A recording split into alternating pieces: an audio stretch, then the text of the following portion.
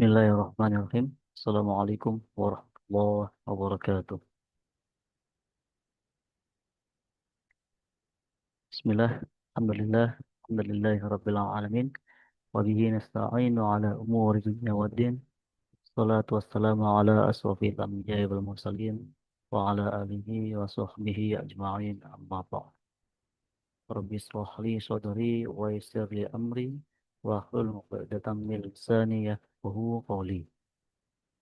Allahumma salli ala Sayyidina Muhammad wa ala ali Sayyidina Muhammad كما صليت على سيدنا إبراهيم وعلى آل سيدنا إبراهيم وبارك على سيدنا محمد وعلى آل سيدنا محمد كما باركت على سيدنا إبراهيم وعلى آل سيدنا إبراهيم في العالمين إنك حميد مجيد. اللهم بارك لنا في رجب وشعبان وبلغنا رمضان. آمين آمين يا رب العالمين. Alhamdulillah, puji syukur kita panjatkan kehadirat Allah Subhanahu wa taala yang telah melimpahkan nikmat kepada kita sehingga kita masih diberikan kemudahan untuk beribadah, beramal soleh, dan untuk menuntut ilmu di malam yang insya Allah barakah ini. Salawat serta salam semoga selalu tercurahkan kepada junjungan kita Nabi Muhammad Sallallahu Alaihi Wasallam. Semoga kita selaku umatnya diberikan kemudahan untuk mendapatkan syafaat melalui beliau kelak. Amin. Amin ya Rabbal. Yang sama-sama kita hormati, kita muliakan guru kita Ustadz Yadi Heriandi, yang sama-sama kita hormati Dewan Pengurus dan Pembina Yayasan Al-Falah Kota Cirebon, dan Bapak Ibu Akang Teteh peserta kajian Rumah Hijrah yang dimuliakan Allah SWT. Baik, kita langsung saja buka kajian kita pada malam hari ini dengan bersama-sama membaca basmalah. Bismillahirrahmanirrahim.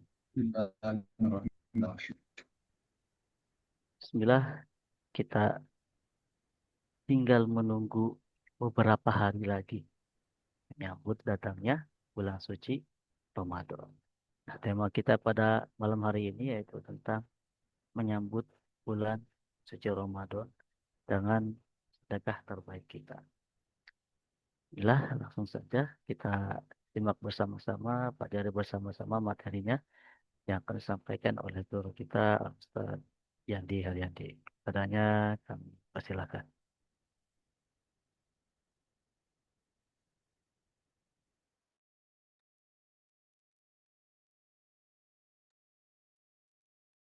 Ya, baik, terima kasih kepada Kang Adib yang sudah membuka sekaligus mempersilahkan. Wabarakatuh.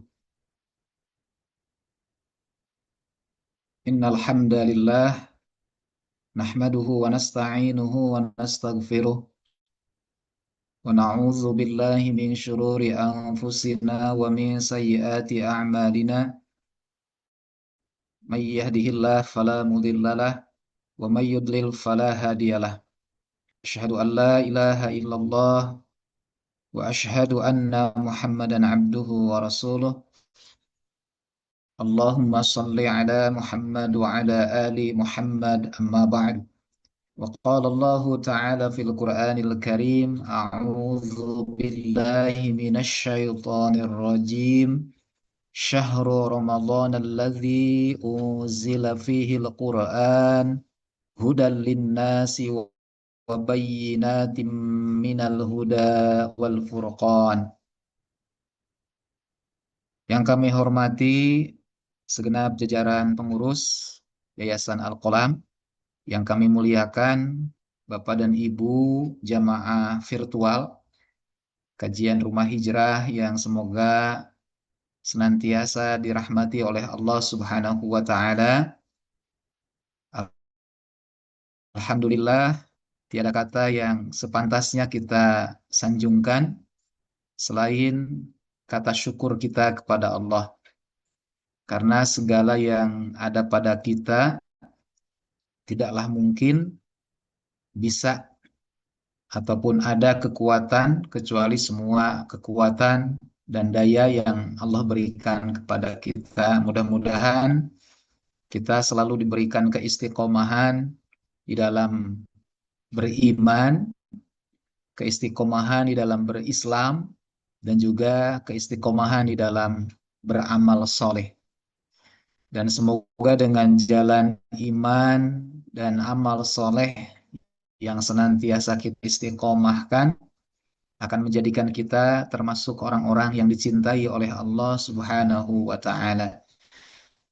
Amin ya Rabbal Alamin. Bapak dan Ibu sekalian yang saya hormati, pada bagian pertemuan hari ini, sebagaimana tema yang sudah disampaikan, adalah tema yang sangat penting ya, terkait dengan persiapan kita menyambut kedatangan bulan yang agung, Syahrun Azim, bulan yang diberkahi oleh Allah Subhanahu wa Ta'ala, Syahrun Mubarak, bulan yang di dalamnya terdapat banyak keutamaan yang akan menjadi sayang ya, atau disayangkan manakala kita tidak menyambutnya dengan segala persiapan.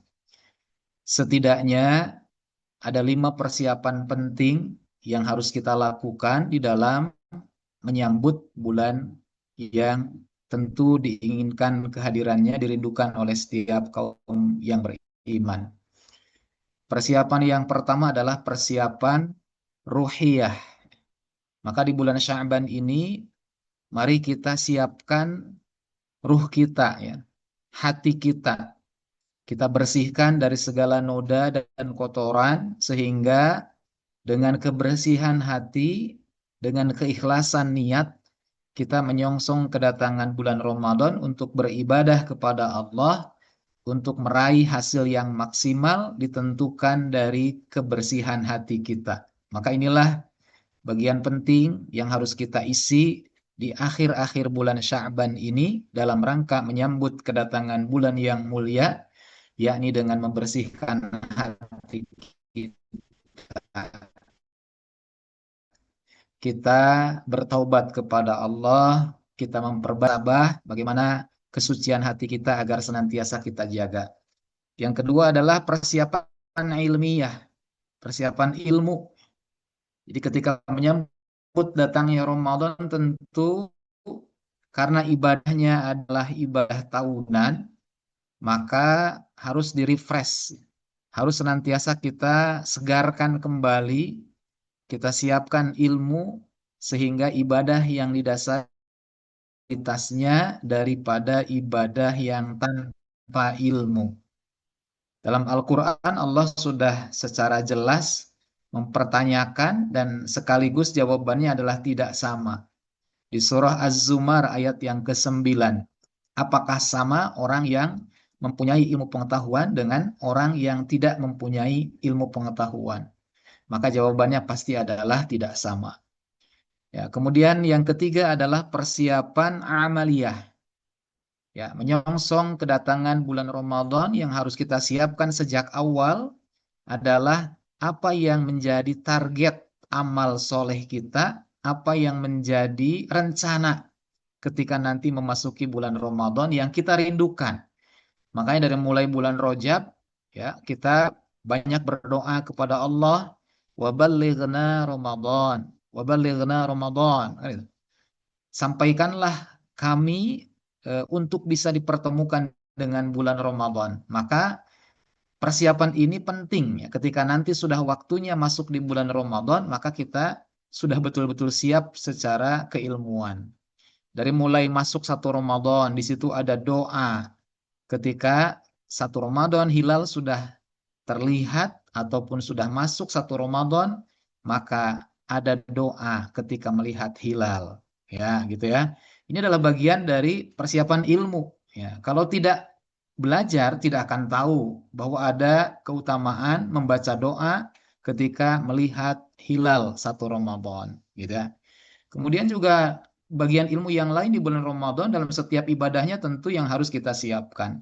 Bagaimana doa ketika misalkan berbuka puasa, bagaimana ketika menjaga rukun puasa agar sempurna, dan lain-lain. Juga ada ibadah-ibadah lain selain dari ibadah puasanya.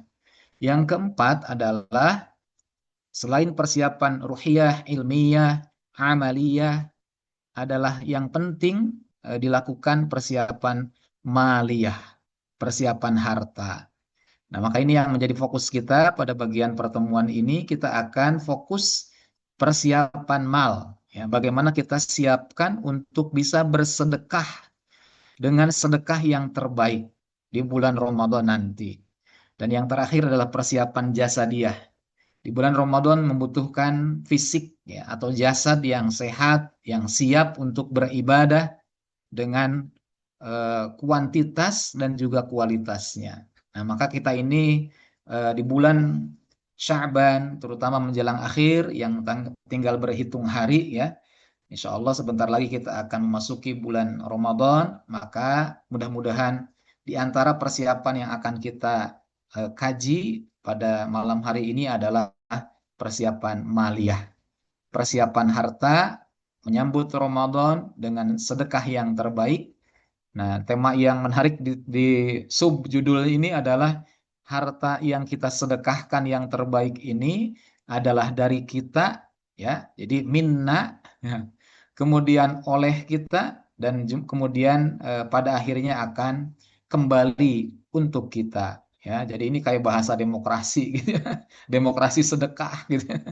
Jadi dari kita, oleh kita, untuk kita. Yang dimaksud kalau ini adalah amalan jama'i, ya berarti kita sebagai kaum muslimin, ya bahwa sedekah itu adalah asal atau sumbernya harta yang akan dikelola, harta yang akan diberdayakan adalah dari kaum muslimin. Kemudian pemanfaatannya adalah oleh kaum muslimin, ya, dan kemudian nanti pada akhirnya hasilnya juga adalah untuk kaum muslimin. Nah, itu kalau secara umum. Kalau secara khusus masing-masing kita sebagai seorang muslim, maka ini pun sama. Nah, inilah mungkin sekadar sebagai gambaran dari kajian kita, akan fokus kepada pembahasan materinya. Nah, adapun saya sudah siapkan beberapa slide ya yang menjadi dalil-dalil yang bisa memotivasi ataupun bisa menambah keimanan kita sehingga persiapannya akan lebih maksimal. Ya tadi ya, di dalam bagian ini berarti kita akan fokus persiapan yang pertama adalah ilmu, ya, karena ini dalam bersedekah juga harus disertai ilmu gitu ya. Yang kedua adalah nanti persiapan mal, ya, persiapan hartanya. Maka temanya adalah menyambut Ramadan dengan sedekah yang terbaik dari kita, oleh kita, dan untuk kita. Nah, ada tiga bagian yang kecil ya, yang menjadi uraian yang insya Allah akan kita kaji. Di antaranya adalah yang pertama nanti secara umumnya ya, kita mulai dari muqaddimah apa itu sedekah yang terbaik di bulan Ramadan ya. Kemudian yang kedua adalah fadilahnya apa dan bagaimana dalam implementasi atau pelaksanaannya. Nah, dalam muqaddimah ini saya ingin menyampaikan beberapa ayat dan juga hadis ya, yang menjadi spirit untuk kita bagaimana bisa memanfaatkan keberadaan kita nanti ketika memasuki bulan Ramadan. Bahwa ya sebagaimana umumnya yang kita sudah pahami, ya, di bulan Ramadan adalah Nabi sudah memberikan penjelasannya kepada kita. Idza jaa Ramadan, apabila telah datang bulan Ramadan, tihat abwabul jannah, dibukakannya secara luas, secara lebar, pintu-pintu surganya Allah. Ya, maka di bulan Ramadan nanti yang dirindukan oleh setiap orang yang beriman, karena di bulan Ramadan itu kalau kita sudah masuk di bulan Ramadan, pintu-pintu surga itu buka semuanya. Ya, ada pintu surga yang melalui sedekahnya, pintu surga melalui ibadah puasanya, pintu surga melalui sholatnya. Karena pasti akan berbeda, baik secara kuantitas maupun kualitas ibadah itu ketika berada di bulan-bulan yang lain. Ya, bisa kita rasakan lah ya, misalkan semangat untuk beribadah sholat contohnya akan jauh berbeda kaum muslimin, orang yang beriman ketika berada di bulan Ramadan dengan di bulan lain. Kayaknya kita merasa rugi kalau tidak berjamaah. Kalau di bulan Ramadan. Tapi kalau tidak di luar Ramadan kan rata-rata orang, dan di antaranya ada yang merasa cuek-cuek aja, sholat berjamaah cuek gitu. Tapi kalau di Ramadan, Masya Allah, setiap perkantoran juga sangat memperhatikan waktu-waktu yang terkait dengan ibadah. Nah, inilah pintu-pintu surga dibuka. Semua pintunya Allah buka, ya. Kemudian wa ghulliqat abwabun nar, dan ditutuplah secara rapat pintu-pintu nerakanya. Ya, meskipun mungkin masih ada orang ya, minimal bisa kelihatan secara gambaran keduniaan juga kelihatan. Rumah-rumah makan, ya itu kan ditutup ya, ditutup tuh. Ya. Kalaupun ada yang makan di sana juga tidak kelihatan mukanya siapa, yang kelihatan kakinya bergelantungan kan gitu.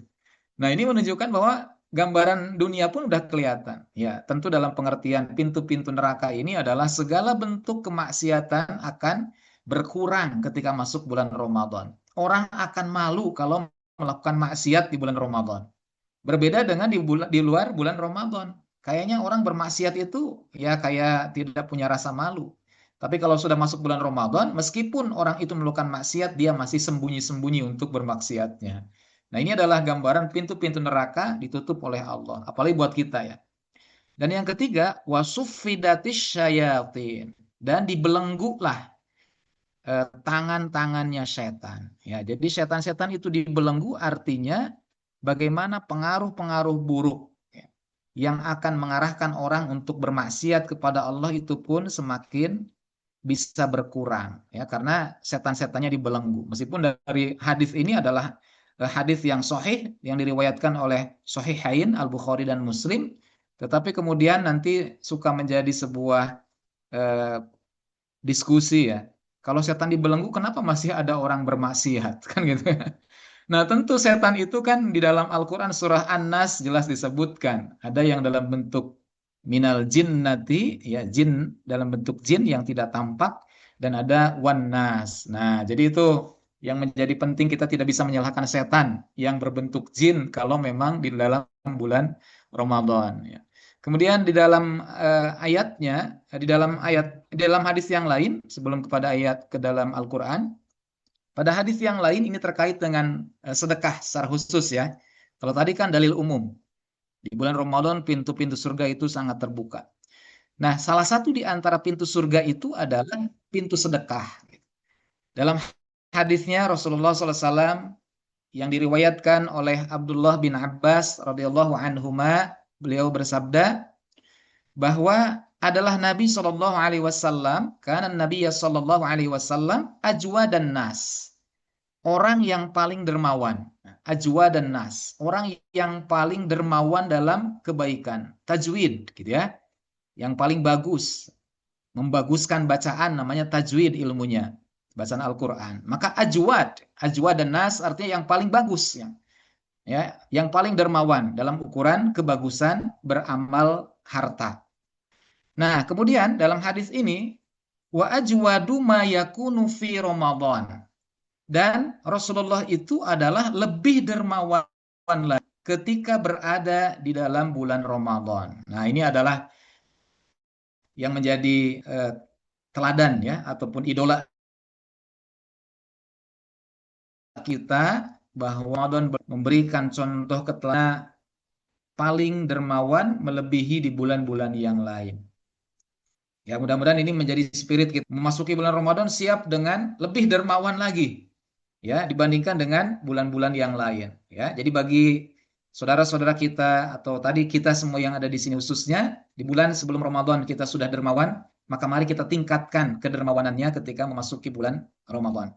Nah, kemudian hina yalqahu Jibril, sampai ketika itu ditemuinya oleh malaikat Jibril, dan malaikat Jibril itu menemui Rasulullah fi kulli lailatin, di setiap malam bulan Ramadan, di satu malam bulan Ramadan, fi lailatin min Ramadan, ya, di sebagian malam dari bulan Ramadan.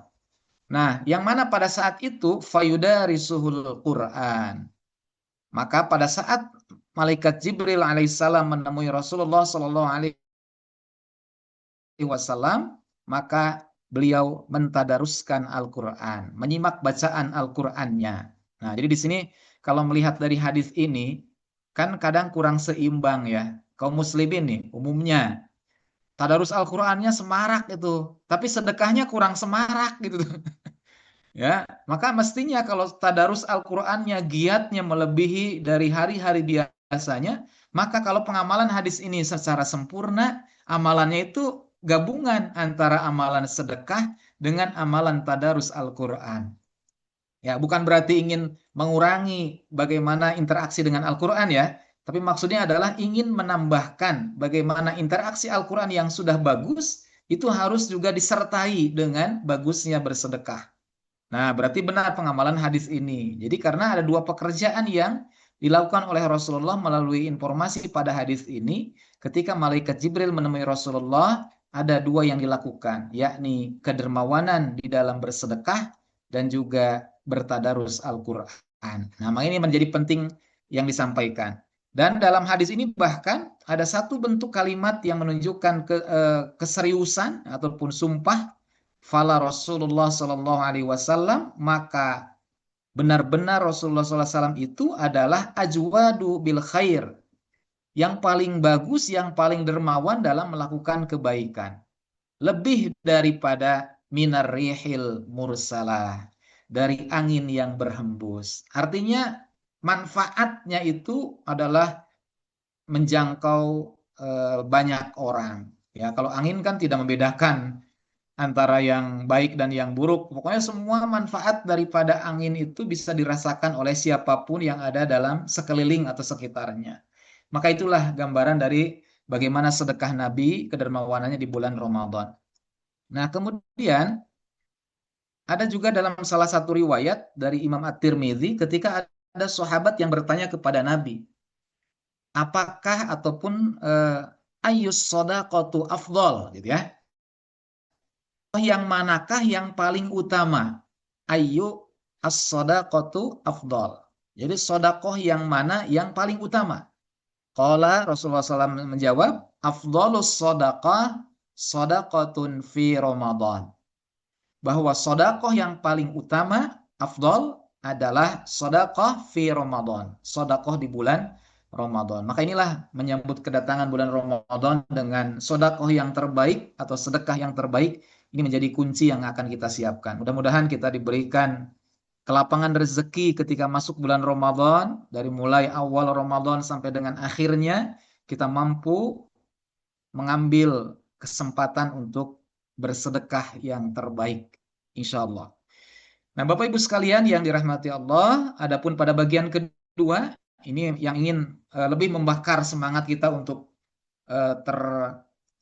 termotivasi kuat bagaimana bisa bersedekah di bulan Ramadan dengan sedekah yang terbaik, adalah bahwa fadilah sedekah di bulan Ramadan, meskipun ini fadilah bukan hanya bulan Ramadan tentunya, sedekah ini.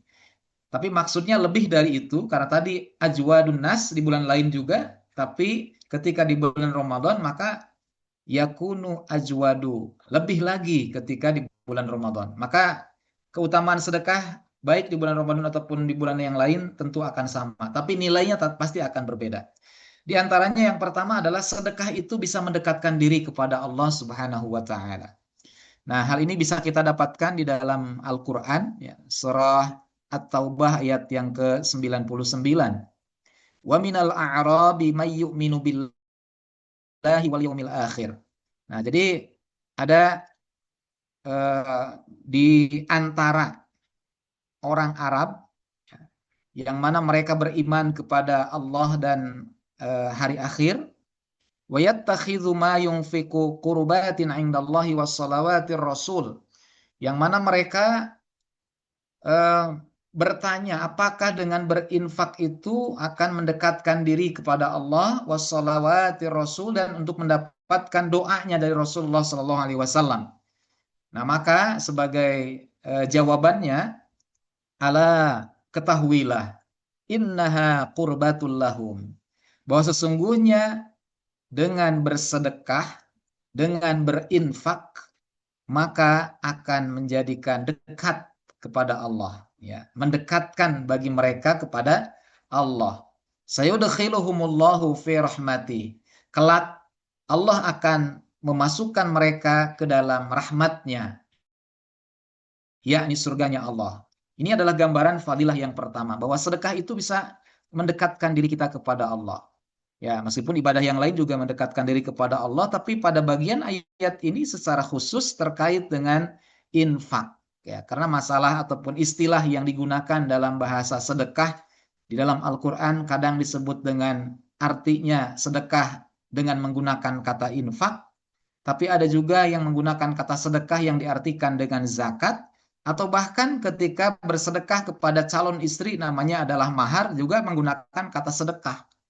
Dan surat An-Nisa itu kan wa'atun nisaa saduqatihinna nihlah, dan berikanlah kepada perempuan ya, yang akan diperistri sodakotihinna, maharnya nihlah, dengan ikhlas ya, atau dengan suka hati ya, dengan sukarela, artinya tidak ada keterpaksaan. Nah, ini adalah bagian dari kata sodakoh, pakainya sodakoh tapi maknanya jadi mahar.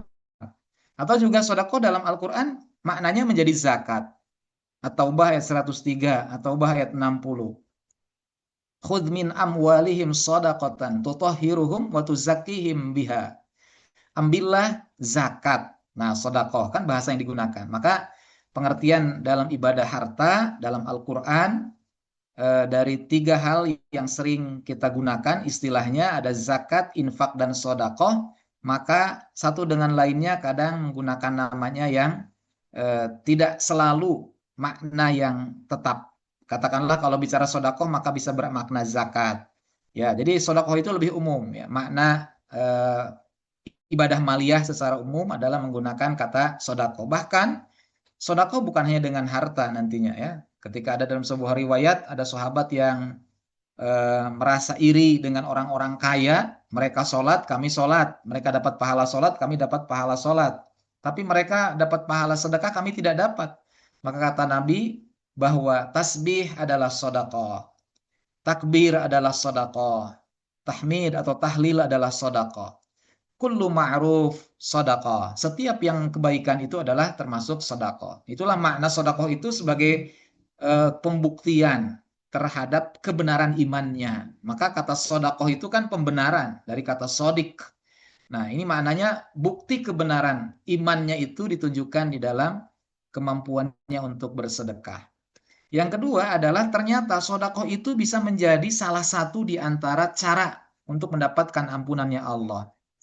Dalam hadis riwayat At-Tirmidzi, as-shadaqatu tudfi'ul khati'ah kama yudfi'ul ma'un nar. Bahwa sedekah itu bisa menghapuskan dosa, bisa menghapuskan kesalahan. Ya, tudfi'ul khati'ata kama yudfi'ul ma'un nar, sebagaimana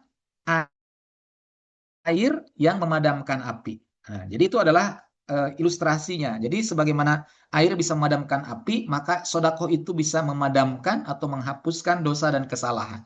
Yang ketiga adalah dengan sedekah fadilahnya bisa menambah atau meningkatkan rezeki kita. Di surah Saba, surah ke-34 ayat yang ke-39, di sini jelas bahwa dengan bersedekah wa ma anfaqtum min syai'in fahuwa yukhlifuh. Dan apapun yang kamu sedekahkan, yang kamu infakkan, min syai'in dari segala sesuatu, fahuwa yukhlifu, maka dia Allah akan menggantinya. Nah, berarti itu adalah bagian dari akan kembali kepada kita yang kita sedekahkan. Dan tidak berarti sama nilainya. Justru di akhir ayatnya, wa huwa khairur raziqin. Allah adalah maha pemberi dengan yang terbaik, khair. Jadi artinya balasan dari Allah itu akan lebih dari yang kita sedekahkan. Yang keempat adalah fadilah sedekah di bulan Ramadan, pahalanya dilipat gandakan. Dalam Al-Quran surah Al-Hadid, surah yang ke-57 ayat yang ke-18, bahwa disebutkan baik laki-laki ataupun perempuan yang bersedekah, ya. Innal musaddiqina wal musaddiqat wa aqradullaha qardan hasana yudha'af lahum walahum ajrun karim. Bahwa bagi laki-laki yang bersedekah ataupun perempuan wa aqradullah, dan mereka meminjamkan kepada Allah qardan hasana, dengan pinjaman yang baik. Nah, maka ini juga indahnya bahasa Al-Qur'an ya. Jadi bersedekah itu seperti halnya memberikan pinjaman kepada Allah. Ya, kalau kita eh, pernah meminjam ataupun meminjamkan sesuatu kepada orang, kepada teman kita, maka pinjaman itu pasti akan dikembalikan. Kan gitu? Ya, itu kan kalau kita meminjam, misalkan minjam katakanlah kendaraan, minjam alat tulis misalkan, maka itu pasti kita akan kembalikan kepada yang meminjamkan. Ketika kita bersedekah, maka kita seperti sedang meminjamkan kepada Allah. Maka Allah pasti akan kembalikan kepada kita yang meminjamkan. Nah, bahkan kembaliannya yudha'afu lahum, yakni akan dilipat gandakan. Jadi pinjaman yang kita berikan kepada Allah dengan pinjaman yang baik, maka akan dibalas dengan dikembalikan kepada kita dengan lipat ganda balasan, dengan lipat ganda pahalanya dari Allah. Walahum ajrun karim, dan Allah adalah Maha pemberi pahala yang mulia. Nah, itulah di antara keutamaannya. Dan keutamaan yang paling kita harapkan ketika nanti di akhirat adalah akan mendapatkan perlindungannya Allah ketika nanti di akhirat, yang tidak ada perlindungan yang lain kecuali perlindungannya Allah Subhanahu wa taala. Ada 7 golongan orang yang akan mendapatkan naungannya Allah ketika di hari tidak ada naungan yang lain selain naungannya Allah Subhanahu wa taala. Salah satunya adalah yang keenam disebutkan, warajulun tasaddaqa bisadaqatin fa akhfaha hatta la ta'lama shimalu ma tunfiqu yaminu. Adalah ketika ada orang atau kita bersedekah dengan sedekah yang dikeluarkan melalui tangan kanannya tidak diketahui oleh tangan kirinya. Artinya sedekah yang ikhlas semata-mata kata Allah. Ini kan analogi ya, bukan berarti nanti harus diumpetin tangan kirinya. Ya, jadi ketika mau memberi bukan berarti harus satu tangan ya, karena mungkin ini adalah bahasa-bahasa yang sifatnya analogi. Yang dimaksud adalah ikhlas hati di dalam bersedekah dan tidak dengan menyakiti ataupun menyebut-nyebut pemberiannya. Itulah di antara keutamaannya. Dan yang terakhir, Bapak-bapak, Ibu-ibu yang saya hormati, pada bagian yang ketiga, ini sebagai bagian akhir dari materi yang disampaikan, adalah bagaimana caranya. Nah, ini mungkin praktisnya ya. Tadi kan teoritisnya, bagaimana motivasi ayat Al-Quran dan juga hadis Nabi untuk bisa mendorong kita, menguatkan kita agar terpanggil ataupun bersemangat untuk memberikan sedekah yang terbaik ketika di bulan Ramadan nanti. Maka praktisnya atau pelaksanaannya adalah yang pertama, dengan kita siapkan sedekah yang terbaik dengan cara memberi makan yang berbuka puasa. Ini yang kita kenal dengan makanan takjil, makanan untuk berbuka puasa, untuk menyegerakan berbuka puasa. Meskipun di sini bentuknya bermacam ya. Takjil itu kalau seandainya dibuat dalam satu macam nantinya bosan. Setiap orang ngasih takjilnya kolak semua kan gitu kan. Ya, jadi harus diyakini bahwa apapun yang diberikan, meskipun beda-beda bentuk makanannya, insya Allah diniatkan sebagaimana fadilah memberi makan untuk orang yang berbuka puasa. Mungkin ada yang sedekahnya kurma, mungkin ada yang sedekahnya air minum mineral gitu ya, air mineral. Mungkin ada yang sedekahnya paket nasi misalkan. Itu semua adalah dengan niat yang sama, memberi makan untuk yang berbuka puasa. Insya Allah pahalanya sama seperti orang yang berpuasanya dengan tidak mengurangi pahala orang tersebut. Jadi kalau seandainya kita memberikan porsi makanan takjil itu adalah 15 orang yang berbuka menggunakan makanan takjil yang kita berikan dalam sedekah itu, maka kita mendapatkan 15 kali pahala orang yang berpuasa tersebut. Masya Allah, ini adalah luar biasa, sedekah yang terbaik yang kita harus siapkan. Dan kalau seandainya dibuat jadwal, jangan kemudian menjadi alasan untuk memberikan makanan takjil hanya 1 atau 2 kali selama Ramadan. Kan biasa di masjid-masjid ataupun di tempat-tempat yang kita ikuti, biasanya ada jadwal ya. Nah, maka ini jangan sampai menjadi penghambat. Jadwal itu hanya untuk mengatur supaya tidak sampai ada yang kosong, ada yang berlebihan. Tapi bukan berarti menjadi penghalang kita untuk mengambil kesempatan ini. Takjil bisa di mana saja. Kalau di masjid yang terdekat dengan rumah kita sudah, di masjid sekitar rumah yang lain dan lain-lain. Itu adalah bagian dari memberi makan yang berbuka puasa. Yang kedua adalah membantu fakir miskin dan anak yatim. Ini pun keutamaan yang luar biasa yang kita bisa lakukan di bulan Ramadan. Bentuknya banyak, ada santunan, duafa, ada santunan anak yatim, ada bentuk-bentuk yang lain. Kata-kata yang digunakan sesuai dengan proposal namanya ya. Pokoknya intinya memberikan makan ataupun bantuan untuk meringankan beban hidup dari orang-orang yang termasuk duafa, orang-orang yang lemah. Yang ketiga adalah berinfak di masjid. Nah, masjid ketika banyak kegiatan selama Ramadan membutuhkan pembiayaan, maka manakala kita berinfak di masjid, itu pun sudah termasuk dari sedekah yang terbaik. Ya, jadi kan masjid di Ramadan biasanya kan banyak kegiatan untuk membiayai katakanlah kegiatan-kegiatan selama Ramadan, maka berinfak dalam kegiatan masjid itu termasuk dari sedekah yang terbaik. Terutama ketika untuk pembangunan masjid. Tapi kan di Ramadan biasanya jarang yang pembangunan masjid di bulan Ramadan kan gitu ya. Kemudian yang keempat adalah wakaf.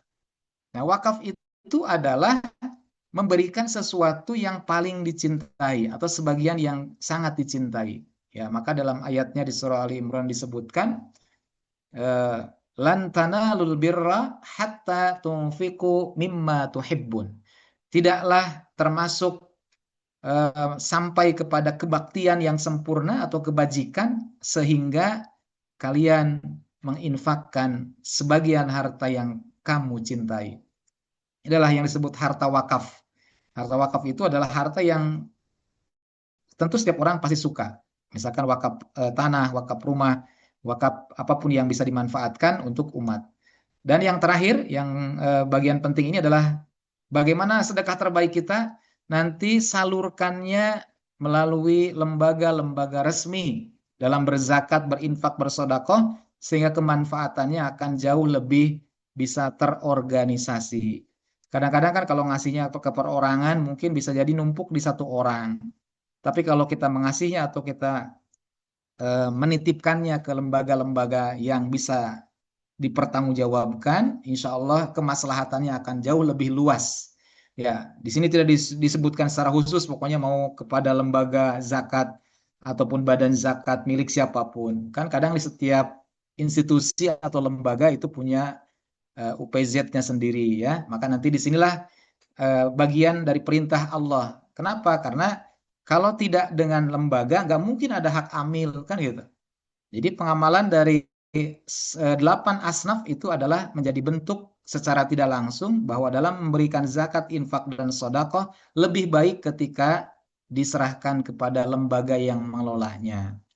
Nah, itu adalah hal-hal yang disampaikan. Yang terakhir sebagai penutup, ini adalah ayat yang mengingatkan kita ketika nanti kita meninggal dunia, maka tidaklah ada yang bisa kita andalkan kecuali 3 hal. Di antaranya adalah sedekahnya kita. Ya, sedekah jariah kita, mudah-mudahan itu akan menjadikan amalan yang terus mengalir pahalanya, yang kekal di bawah mati gitu ya.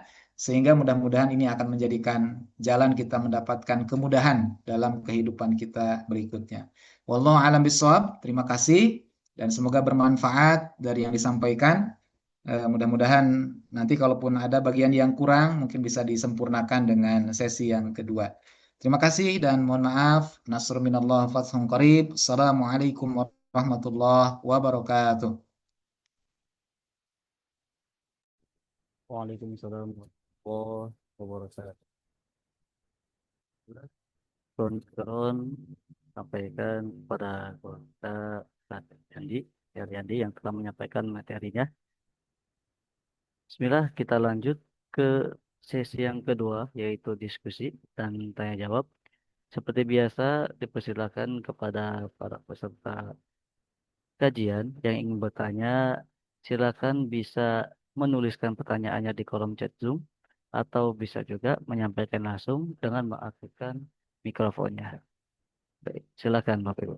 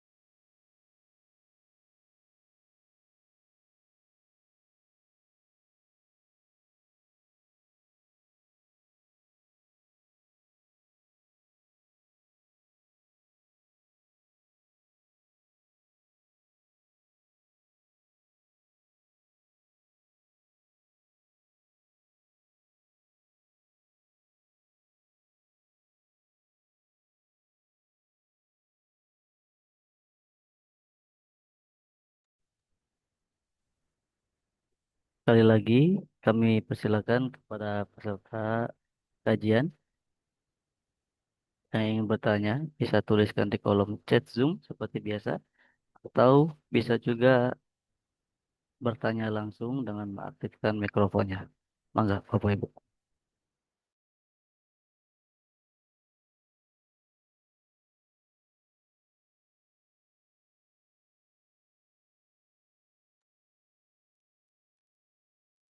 Ya, sepertinya karena materinya ringan, ya. Yang berat itu pengamalan, Mas Adib. Jadi kalau materi ini sebetulnya sangat ringan, tetapi dalam bentuk pengamalan yang memang berat, membutuhkan tingkat keimanan yang lebih, ya. Keimanan yang betul-betul tidak ada keraguan-raguan, karena memang bentuk yang sifatnya balasan itu adalah pahala. Jadi kalau bicara pahala itu kan yang akan menjadikan mengerjakannya adalah hanya dengan modal keimanan. Ya, maka mungkin pada bagian ini kadang-kadang apa yang ditanyakan ya. Maka ini sebetulnya di bagian ini kekuatan iman itu kan bisa dikuatkan dengan salah satunya adalah membaca dalil-dalilnya gitu. Maka tadi sengaja di dalam bagian materi yang disampaikan itu adalah lebih kepada penekanan bagaimana dorongan untuk melakukan itu dikuatkan dengan motivasi ayat dan juga di dalam hadis Nabi gitu ya. Jadi sepertinya eh, jamaah yang ada di dalam ruang Zoom ini juga memang agak susah merangkai kata untuk bertanya ya. Tapi barangkali ada, silakan nanti ini sambil sambil nunggu kekosongan suara ya. Atau mungkin boleh nanti barangkali bisa eh, Kang Adib pun bisa memberikan tambahan ataupun mungkin sebagai yang sifatnya pancingan gitu ya atau stimulasi stimulus terhadap eh, teman-teman yang lain. Ya. Mangga barangkali nanti Mas Adib bisa ikut memberikan pandangan ya silakan.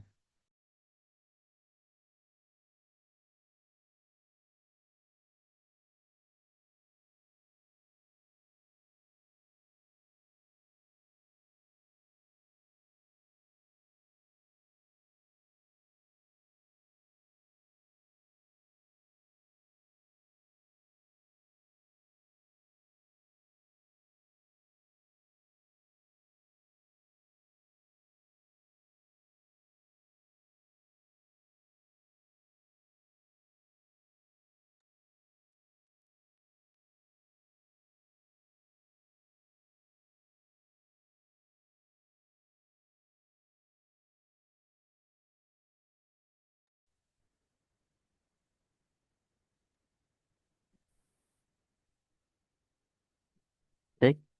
Oke. Bagaimana, Bapak Ibu?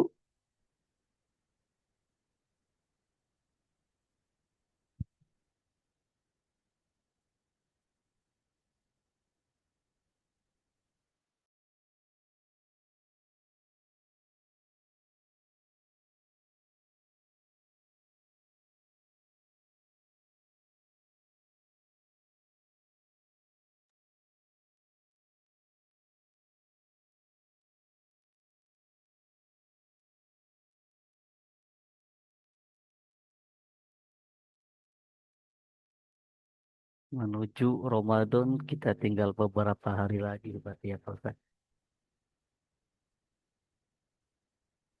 Oh ya Pak Ustaz, kalau misalkan ada yang punya hutang puasa, ini mungkin untuk yang perempuan gitu kan atau akhwat ya.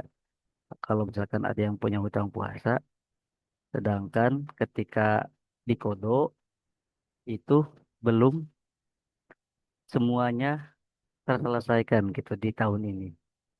Nah, apakah nanti harus apa namanya membayar fidyah ya bahasanya ya.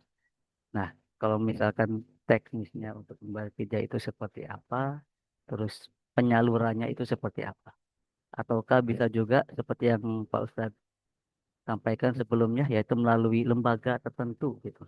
Kita menyalurkan melalui lembaga tertentu untuk membayar fidyah hutang puasa yang mungkin belum terselesaikan di tahun ini.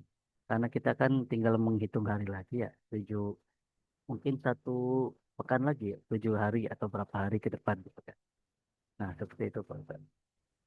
Ya, ya baik terima kasih ya ini untuk menghangatkan suasana ya Mas Adi. Ya, jadi terkait dengan ibadah maliyah yang lain ya, selain zakat, infak, sedekah, ada juga kurban, ada juga dam mungkin kalau yang berhaji ya. Nah, ada juga tadi yang ditanyakan terkait dengan fidyah ya. Jadi kalau ketentuan fidyah itu adalah bukan secara sifatnya yang dipilih adalah karena mudahnya ya. Tapi ini adalah alternatif bagi yang merasa kesusahan dengan mengkodok puasa. Maka dalam ayatnya di surah Al-Baqarah ayat 184 itu adalah wa 'alal ladzina yutiqunahu fidyah.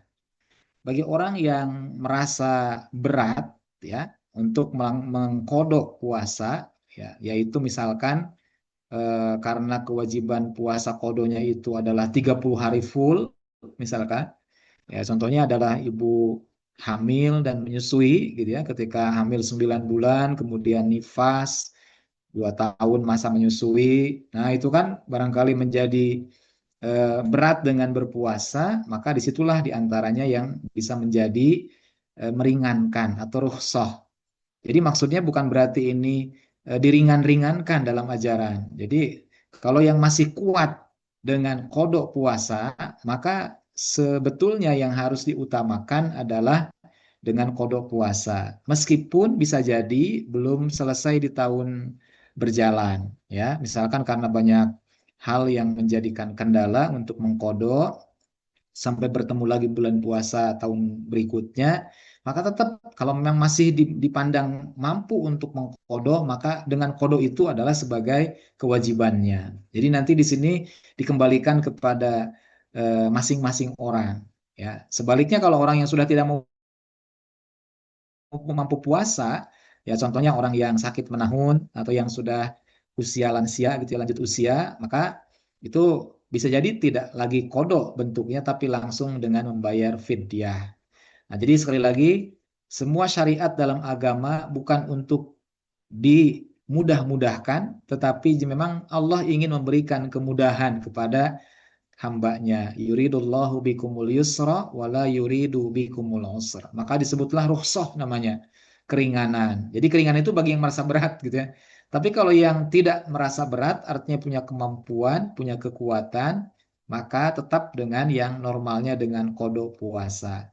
Nah, seandainya memang berat sekali untuk dengan kodok puasanya, maka pilihannya dengan membayar fidyah, maka dalam pelaksanaan atau kaifiat tata cara berfidyah adalah dengan memberi makan ya, dalam hitungan batal puasanya sejumlah orang yang diberi makan itu kepada fakir miskin ya,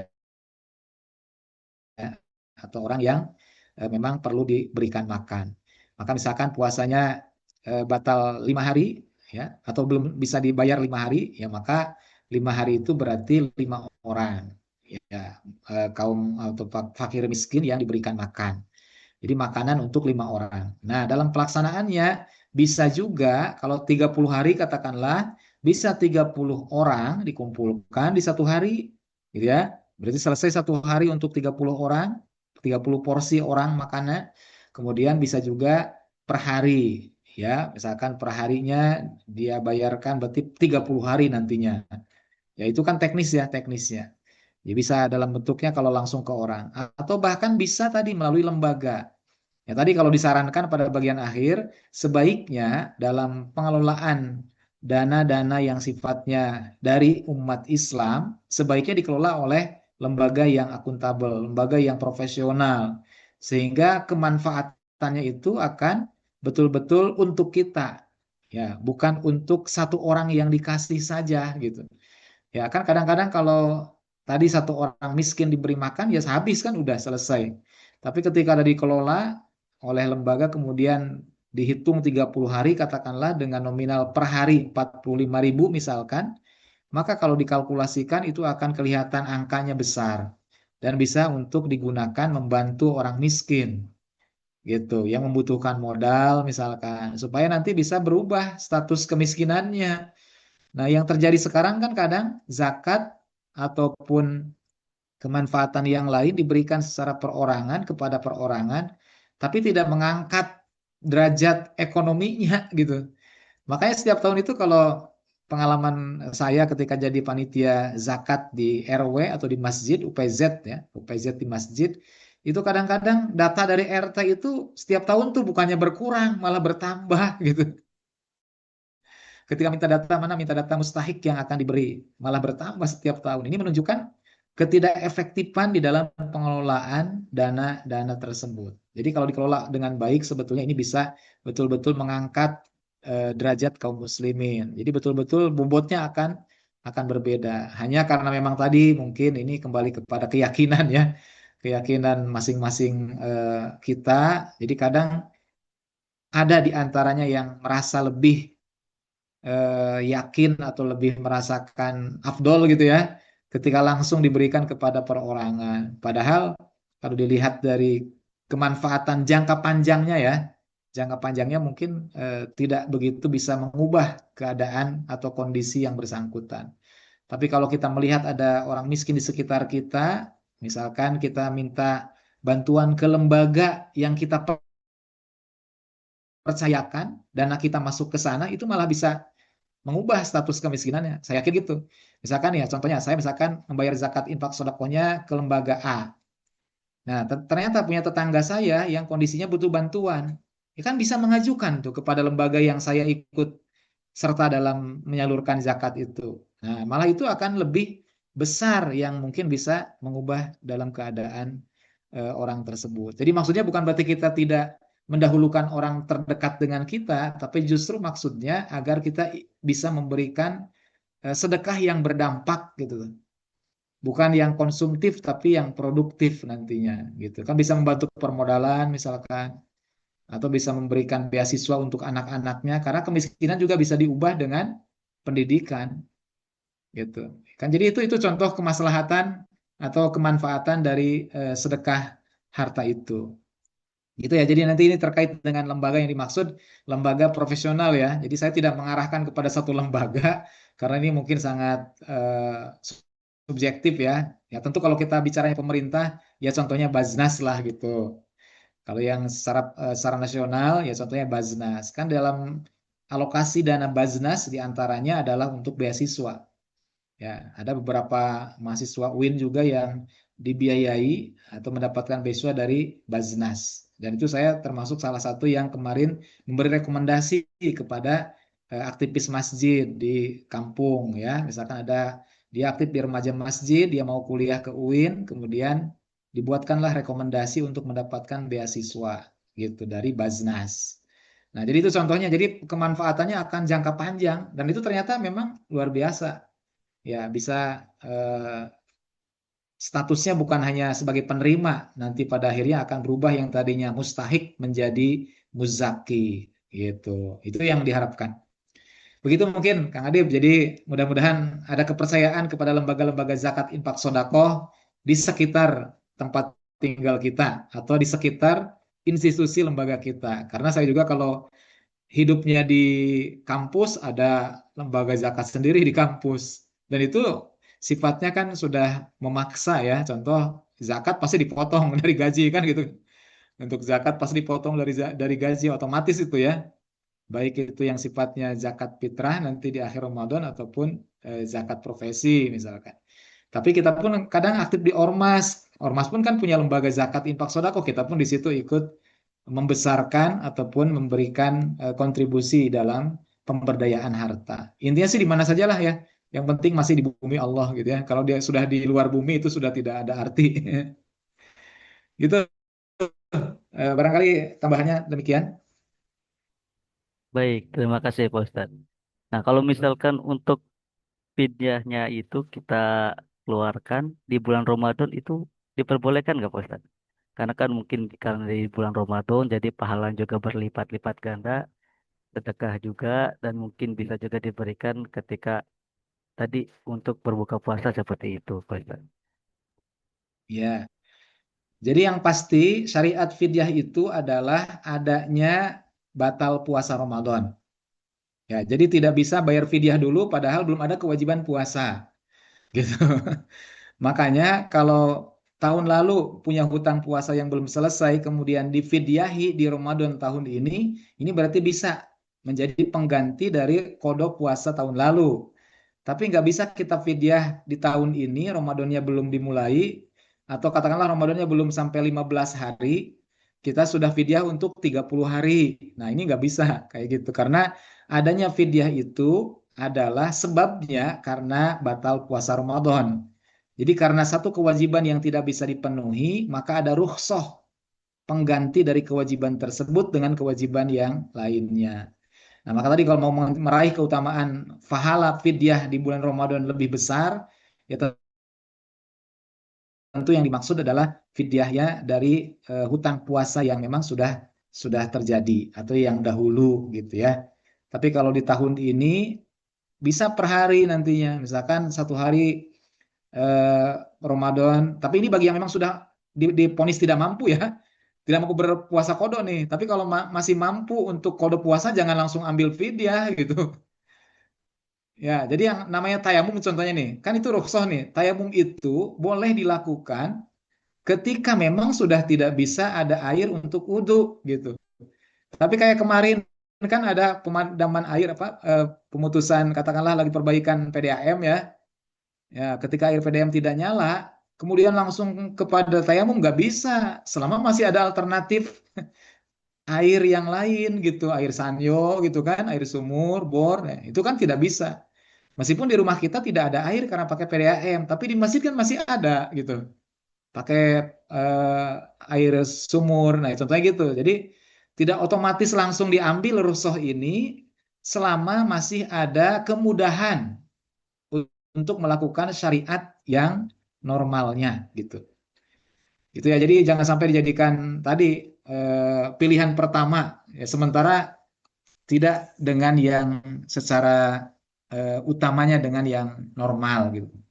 Tapi kalau yang memang sudah uzur, lansia tidak mungkin lagi mampu berpuasa, nah ini baru langsung dengan fidyah itu menjadi solusinya gitu. Tapi kalau bagi kita yang masih kuat puasa ya jangan langsung fidyah ya gitu. Gitu. Jadi bila bisa dilakukan kalau memang hutang puasa ya. Di kodoknya tidak bisa maka dengan fidyah gitu. Baik, terima kasih disampaikan atas jawabannya Pak Ustaz. Semoga mungkin kalau misalkan ada gitu kan, semoga diberikan kemudahan untuk mengkodok Amin ya. puasa yang belum sempat mungkin di tahun Ya. atau bulan-bulan sebelumnya. Seperti itu. Amin Karena ya masih rabbal ada alamin. waktu beberapa hari lagi lumayan gitu kan Ya. diusahakan seperti itu. Ya. Baik, mungkin kita cukupkan untuk kajian kita pada malam hari ini. Alhamdulillah, terima kasih Bapak Ibu yang sudah menyempatkan waktunya. Terima kasih juga kepada guru kita, pemateri kita, Ustaz Yani Haryati yang telah menyampaikan materi. Semoga apa yang kita dapatkan pada malam hari ini diberikan kemudahan oleh Allah untuk mengamalkannya dalam kehidupan kita sehari-hari. Amin, amin. Ya Amin ya Rabbal Allah. Alamin. Baik, sebelum ditutup, mungkin dari Pak Ustadz barangkali ada yang ingin disampaikan terlebih dahulu sebagai closing statement, Ustadz. Mangga. Ya, baik Bapak Ibu sekalian yang dirahmati Allah Subhanahu wa taala, sebagaimana tadi yang sudah disampaikan sejak awal sampai dengan closing pada pertemuan hari ini, sekali lagi ini adalah sebagai bentuk niat kita ya, bahwa kita punya keyakinan yang sama bahwa Ramadan adalah bulan yang diberkahi oleh Allah.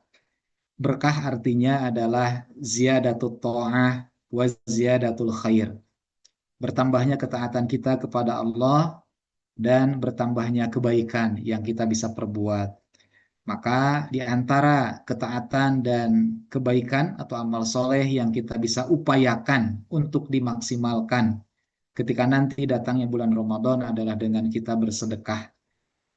Maka mari kita siapkan pada akhir bulan Sya'ban ini yang tinggal beberapa hari ke depan, terlepas nanti awal Ramadannya mungkin bisa jadi ada sedikit berbeda antara satu dengan lain, kita sama-sama membangun tasamuh ya, sikap toleran untuk bisa saling menghargai. Yang pasti kesamaannya adalah selama bulan Ramadan, mari kita gunakan sebaik-baiknya untuk bisa bersedekah dengan sedekah yang terbaik. Itu mungkin yang menjadi penting di dalam bagian pembahasan atau kajian kita pada malam hari ini. Iman dan amal soleh. Sodakoh sebagai amal soleh tentu akan bisa sempurna atau menjadikan yang terbaik tadi tentu didukung atau didasari oleh keimanan yang sempurna. Maka mari kita kuatkan iman kita sebelum masuknya kita di bulan Ramadan untuk bersedekah yang terbaik. Afdolus sadaqah sadaqatun fi Ramadan. Sodakoh yang paling utama adalah sodakoh di bulan Ramadan. Mudah-mudahan Allah berikan kelapangan rezeki kepada kita, kekuatan iman, kemudian juga keluasan rezekinya, sehingga dengan dua hal itu, iman dan kelapangan rezeki dari Allah mampu kita syukuri dalam bentuk mendermakan sebagian hartanya di jalan Allah Subhanahu wa Ta'ala. Demikian, mohon maaf, barangkali ada hal-hal yang kurang berkenan, dan mudah-mudahan kita selalu diberikan kesehatan untuk bisa menjalankan ibadah-ibadah yang terbaik di bulan Ramadan tahun ini. Dan yang paling penting ya umur kita disampaikan oleh Allah sampai dengan bertemu dengan bulan Ramadan tahun ini. Amin ya rabbal alamin. Demikian billahi taufiq wal hidayah. Wassalamualaikum warahmatullahi wabarakatuh. Waalaikumsalam Waalaikumsalam warahmatullahi warahmatullahi wabarakatuh. Alhamdulillah, terima kasih disampaikan kepada guru kita, Ustaz Yandi Haryadi. Baik, Bapak Ibu, Alhamdulillah kita berada di ujung acara. Kita akhiri, kita tutup bersama-sama kajian kita pada malam hari ini dengan membaca hamdalah dan doa kafatul majelis. Alhamdulillahirabbil alamin. Alhamdulillahirabbil Subhanakallahumma alamin. bihamdi, asyhadu an Subhanakallahumma la wa ilaha illa bihamdik. anta, Asyhadu an la astaghfiruka ilaha wa illa atubu anta ilaik. astaghfiruka wa atubu ilaik. Terima kasih. wabarakatuh. Mohon maaf, Ustaz. mohon maaf bila ada kesalahan dalam salah-salah kata, persiapan, pelaksanaan atau sekarang di akhir. Semoga kita diberikan kemudahan untuk berjumpa di bulan Ramadan, diberi Amin ya kemudahan rabbal juga untuk berjumpa di alamin. kajian berikutnya. Terima kasih. Amin. Mohon maaf kami undur diri. Tutup. Assalamualaikum warahmatullahi wabarakatuh. Waalaikumsalam warahmatullahi wabarakatuh. Terima kasih semuanya. Semoga diberkahi Allah Subhanahu wa taala. Izin Ip ya. Amin. Amin ya rabbal alamin. Syukran Ustaz. Terima kasih.